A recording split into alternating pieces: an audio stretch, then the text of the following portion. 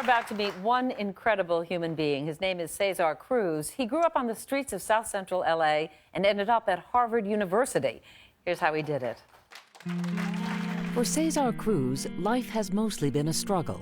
My mother left me in Mexico at the age of 5 to make the journey to the United States. It wasn't until 4 years later that I would reunite with my mom. As a young boy in California, Cesar quickly learned some hard lessons. To be afraid of police, to make sure that I didn't ruffle too many feathers, and to make myself almost invisible. It also made him fiercely determined. He graduated from college and became a teacher. But working in the same kind of tough neighborhoods where he'd grown up took a toll. I always found myself burying more kids and going to cemeteries than going to graduations, and I was sick of it.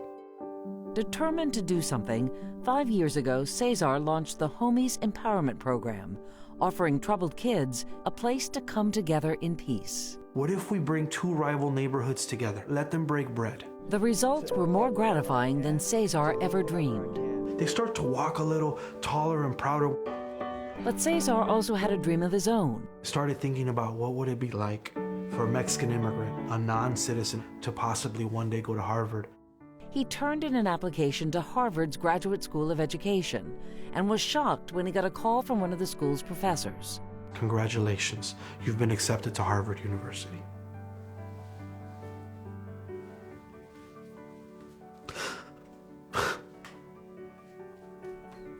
I started crying. I couldn't verbalize how happy I was.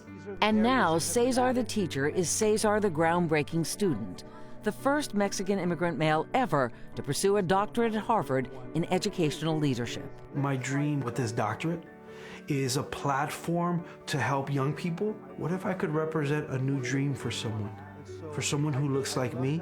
It's unbelievable. Please welcome Cesar Cruz.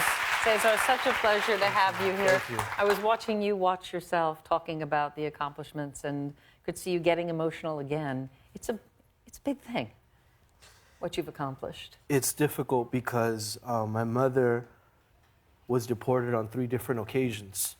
And imagine you're a little kid and you're 9 years old and you come home and mommy's not there. And so it's been a difficult journey, to say the least, but it isn't a journey that I've traveled alone. And although you're honoring my story, you're honoring the story of a lot of immigrants. You're honoring the story of kids that oftentimes have been given up on, and I just thank you for that. You're more than welcome. We thank you. And it makes it all the more remarkable that you could be, at one point, that little boy who comes home and goes, "Where's my mom?" and is able to work through all of that to reach this point in your life. And I know there's one person, I'm sure there are many, but one in particular who saved your life, because you were living on the streets for a while. You were kind of a tough guy. He sent you down the right path. Tell us about him. Well, there's been many people. One is Dr. Tepper. Dr. Tepper is this fiery New Yorker who came to East LA and was my math teacher. Utterly amazing. And he played a father figure role. I was loved. And that love has carried me forward. Carried you to where you are, yeah.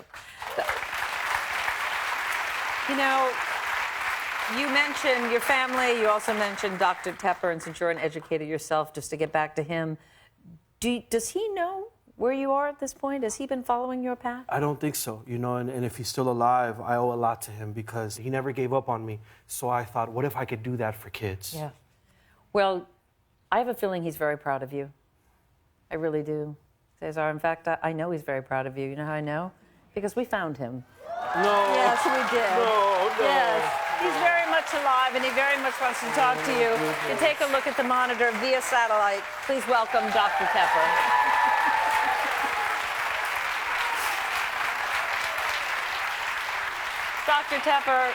Dr. Tepper, first of all, welcome.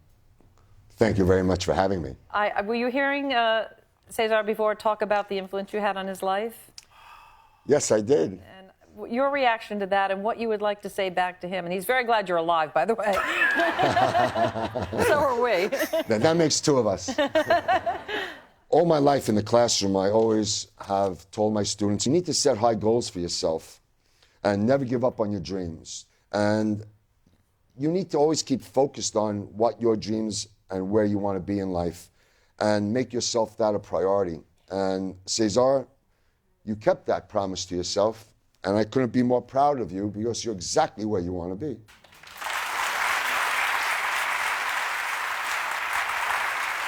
And Dr.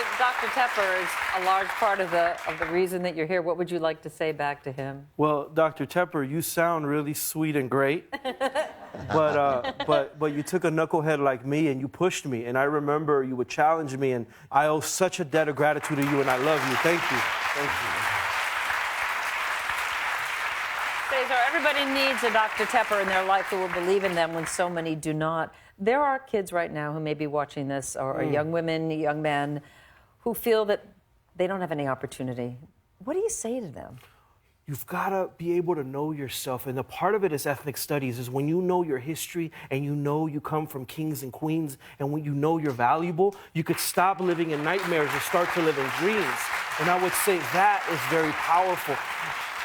It's very powerful, but sometimes a kid doesn't have that support system around them. You had love around you, and you had some people who cared. Not everybody has that. That's true. And so, you know, part of why we try to open the Homies Empowerment Center is when we think of kids that are gangs or gangsters, could we picture them as our little cousins? Could gangs be seen as second families? And could we try to make gangs healthier and provide a space of protection, of love, of comfort? And that's what Homies Empowerment tries to do.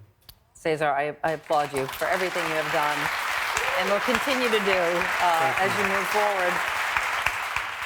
Before I let you go, immigration policy is a huge issue in this country right now. Where do you think we should begin in terms of tackling the issue? You never want your mom deported. You never want your mom taken from you. And when we dehumanize people and we call them illegal aliens and wetbacks, it's easier to abuse them. And when we talk about who's illegal, the United States Southwest has names like California, Texas, Oregon, Nevada. The reason there are these names, that used to be Mexico. 2 grandmothers ago, my grandma was on her own land.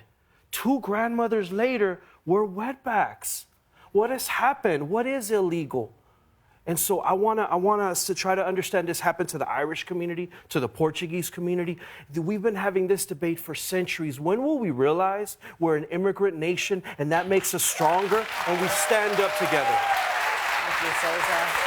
Thank you. Such a pleasure. Such a pleasure.